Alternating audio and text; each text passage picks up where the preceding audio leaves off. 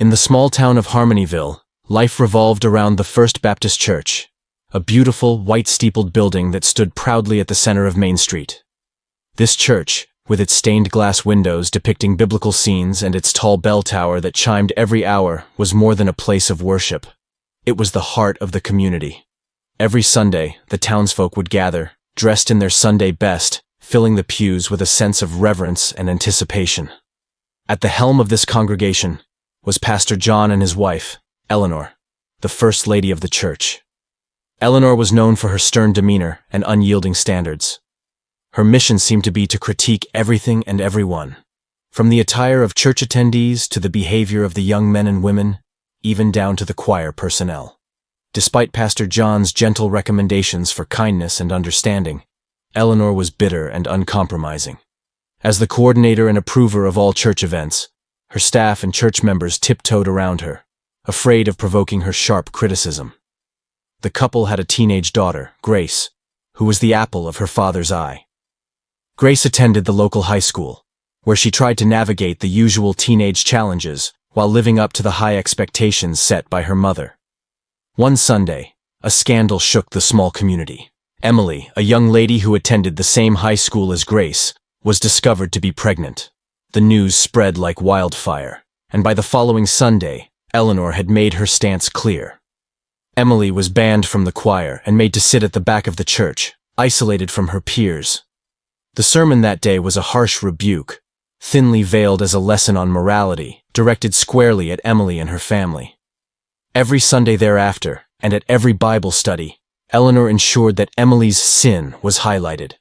She humiliated the poor young lady at every opportunity, believing she was setting an example for the rest of the youth.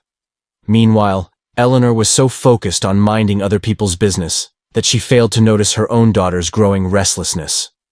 Grace began sneaking out to bars and nightclubs, searching for freedom and acceptance outside the oppressive scrutiny of her mother.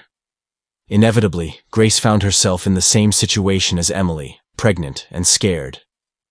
One fateful morning, as Eleanor was preparing to ban Emily permanently for setting a bad example, Grace could no longer bear the weight of her secret.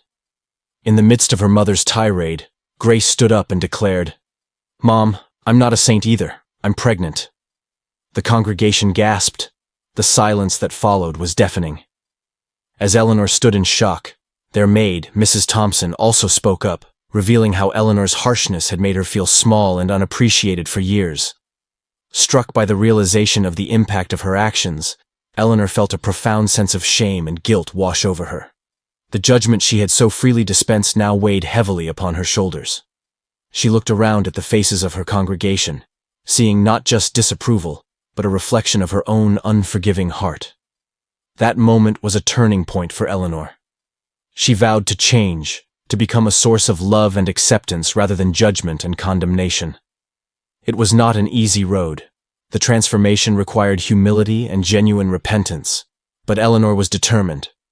She sought forgiveness from Emily and her family, from her own daughter, and from the entire congregation. Slowly but surely, the church began to change as well. Under Eleanor's newfound guidance, it became a place of refuge and support. Attendance grew as word spread of the church's embrace of grace and compassion. People who had long felt ostracized found their way back, drawn by the message of redemption and the visible change in the once rigid First Lady.